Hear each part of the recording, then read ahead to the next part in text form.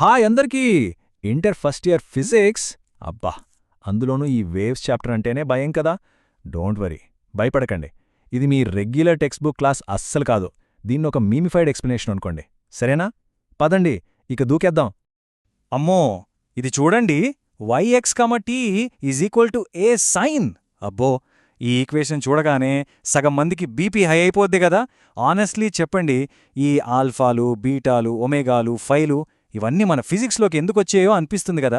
చూడ్డానికేదో శాపంలా ఉంది. హే, లైట్ తీసుకో. అస్సలంత సీన్ లేదు. ఈ గందరగోళాన్ని మొత్తం పక్కన పెట్టేయండి. ఈ కాంప్లెక్స్గా కనిపించే ఫార్ములాలని మనందరం కలిసి సూపర్ ఫన్నీగా, చాలా సింపుల్గా మార్చేద్దాం. అసలు ఈ చాప్టర్ మొత్తం ఒక సినిమా కథలాగా చెప్పేస్తా, చూస్తూ ఉండండి. సరే, ఫస్ట్ థింగ్స్ ఫస్ట్. మన వేవ్స్లో బేసిక్గా రెండు మెయిన్ టైప్స్ ఉన్నాయన్నమాట. వాటిని అర్థం చేసుకోవడానికి మనం ఒక super duper dance of competition పెడదాం. రెడీనా? ఒక టీమేమో పైకి కిందకి డాన్స్, రెండో టీమేమో ముందుకి వెనక్కి డాన్స్. చూడండిక్కడ, ఈ పైకి కిందకి డాన్స్ ఉంది చూసారా? అదే ట్రాన్స్వర్స్ వేవ్. సింపుల్. అంటే వేవేమో ఇలా స్ట్రేట్గా ముందుకు వెళ్తుంటే దాని దారిలో ఉన్న పార్టికల్స్ మాత్రం పైకి కిందకి అని డాన్స్ చేస్తాయన్నమాట. కూల్ కదా?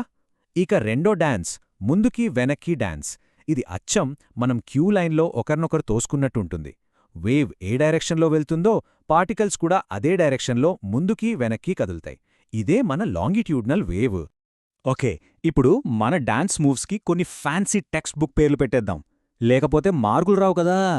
చూడండి, ట్రాన్స్వర్స్ వేవ్స్లో ఆ పైకి వెళ్లిన పీక్ పాయింట్ని క్రెస్ట్ అంటారు, కిందకి వెళ్లిన పాయింట్ని ట్రఫ్ ఉంటారు. పైకి క్రెస్ట్, కిందకి ట్రఫ్, అంతే.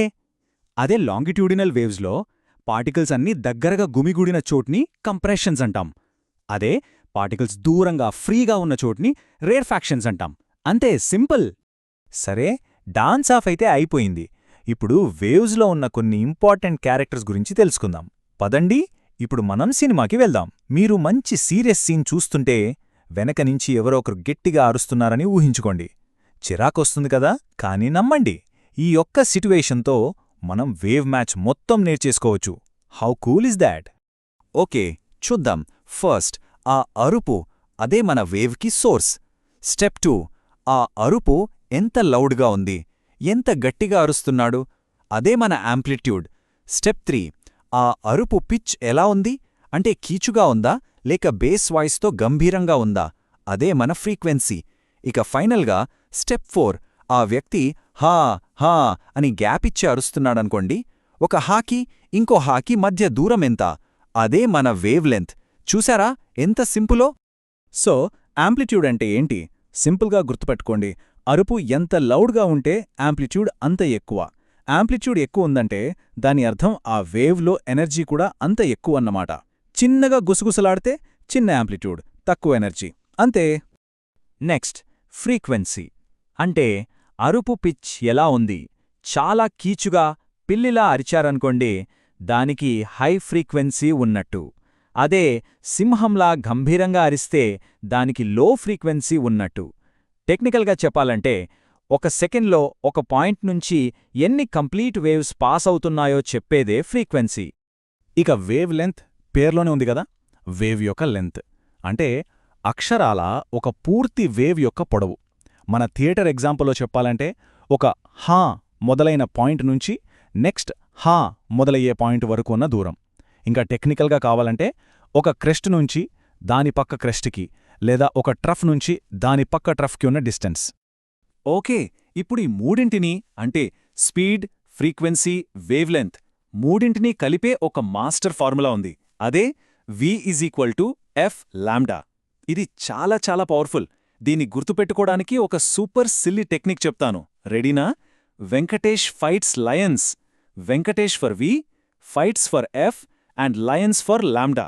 ఇక ఎగ్జామ్లో మర్చిపోయే ఛాన్సే లేదు.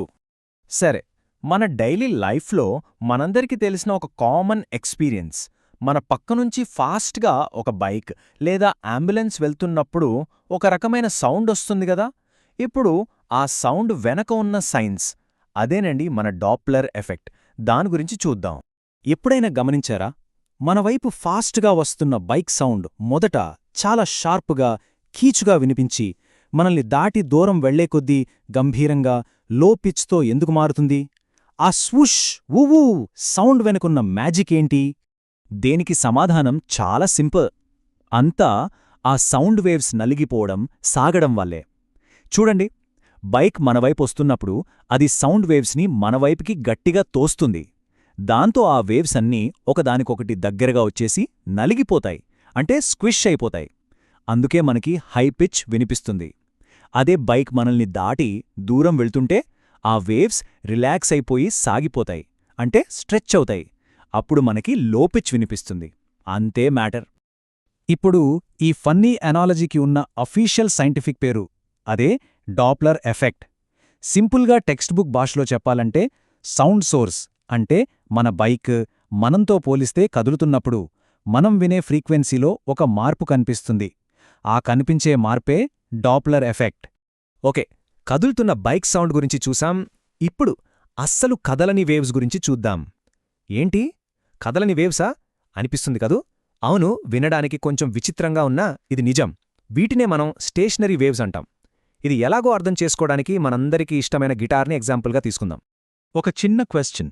గిటార్ స్ట్రింగ్ని చూశారు కదా, అది రెండు చివర్ల టైట్గా కట్టేసుంటుంది. అది ఎక్కడికి కదలదు, ముందుకు వెళ్ళదు, వెనక్కి రాదు. మరి అస్సలు కదలని ఆ స్ట్రింగ్ నుంచి అంత మంచి సౌండ్, మ్యూజిక్ ఎలా వస్తుంది? విచిత్రంగా ఉంది గదూ? దీని అర్థం చేసుకోవడానికి మన హైదరాబాద్ ట్రాఫిక్ జామ్ని ఊహించుకోండి.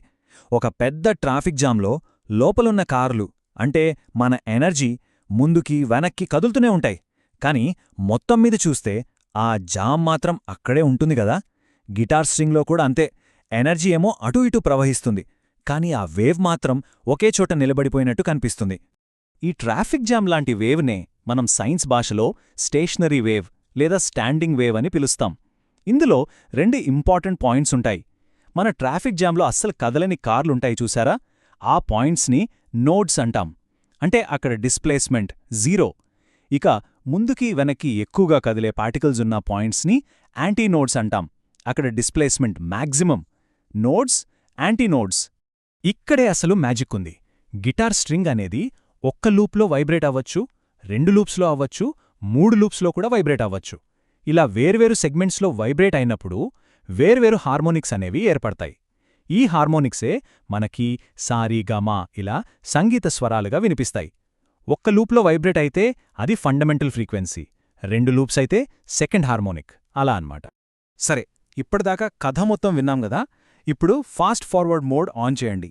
ఎగ్జామ్ కోసం కావాల్సిన అత్యంత ముఖ్యమైన, పక్కాగా మార్కులు తెచ్చిపెట్టే షార్ట్కట్స్ అన్నీ ఒకేసారి చూసేద్దాం.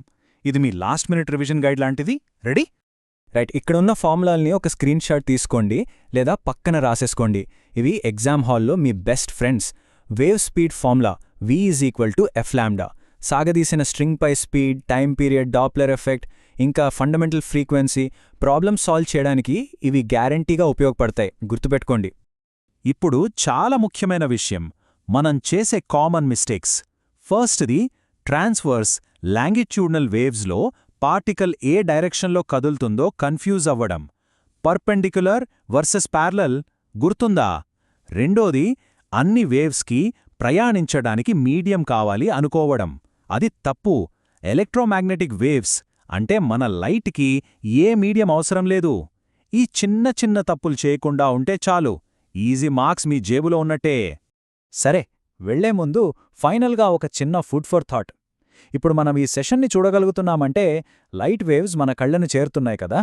మరి ఆ లైట్ వేవ్ అది ట్రాన్స్వర్స్ వేవా లేక లాంగిట్యూడినల్ వేవా? ఆలోచించండి. సమాధానం ఈ చాప్టర్లోనే ఉంది. All the very best.